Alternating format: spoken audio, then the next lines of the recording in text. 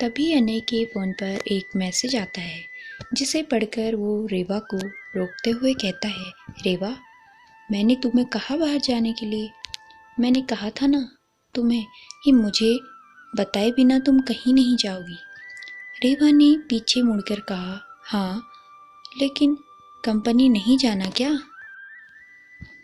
नहीं, तुम आज मेरे साथ कंपनी नहीं आ रही हो, घर पर ही रहोगी। अगर ज़्यादा सवाल जवाब किए ना तो तुम्हें पता है मैं क्या कर सकता हूँ। गन याद है ना?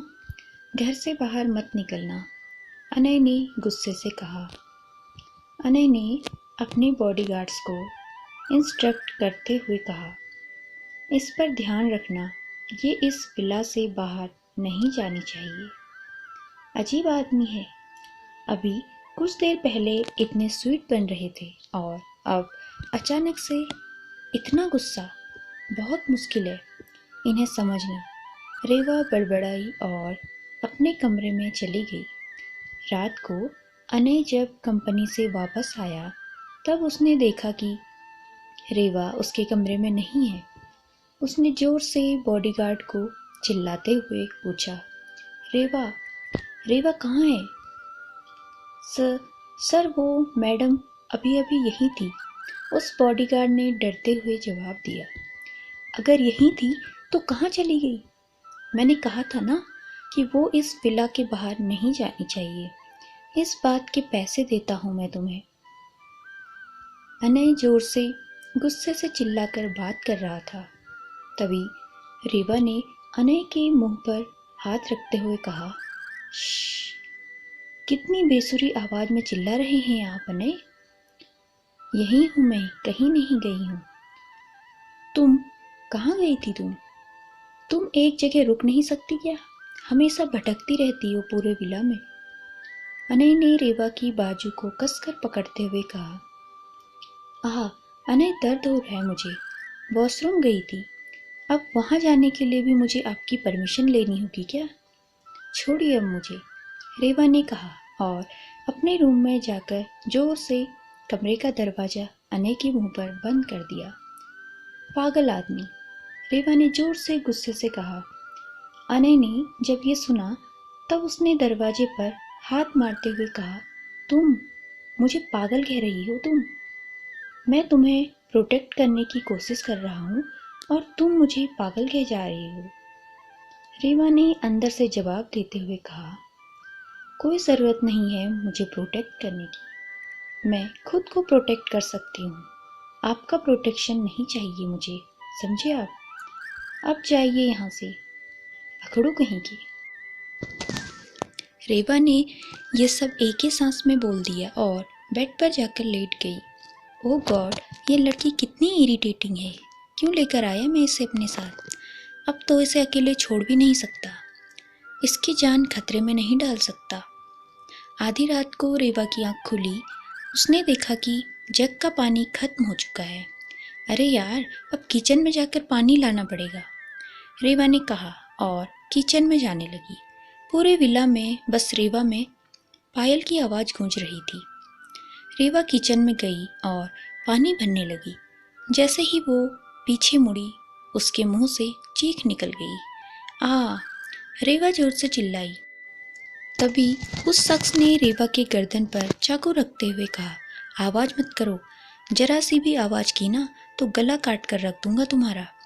उस शख्स ने कहा और अपनी जेब से इंजेक्शन निकालकर रेवा की ओर बढ़ाने लगा। डर के मारे रेवा के मुंह से आवाज़ ही नहीं निकल रही थी। उसके आंखों से आंसू बहने लगे। तभी रेवा ने अपनी पूरी ताकत लगाकर उस शख्स को धक्का दिया और जोर जोर से चिल्लाने लगी। उसकी आवाज़ सुनकर अनय की आंख खुली और वो रेवा के कमरे की ओर दौड़ा तो किचन में उस शख्स ने रेवा को एक जोरदार थप्पड़ मारा। उसने रेवा के बाल पकड़े।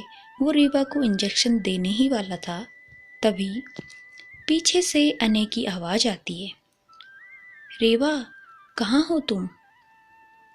अनय की आवाज़ सुनकर वो शख्स इंजेक्शन वहीं छोड़कर किचन की खिड़की से बाहर कूद गया और फिर रेवा जोर जोर से रोने लगी। रोने की आवाज़ सुनकर अनय किचन में आया। उसने किचन की लाइट्स ऑन की। उसने देखा कि रेवा कोने में बैठकर लगातार रोए जा रही थी। रेवा ने जैसे ही अनय को अपने सामने देखा, उसने भागकर जाकर अनय को टाइट हग किया और उसकी बाहों में फूट फूट कर रोने लगी।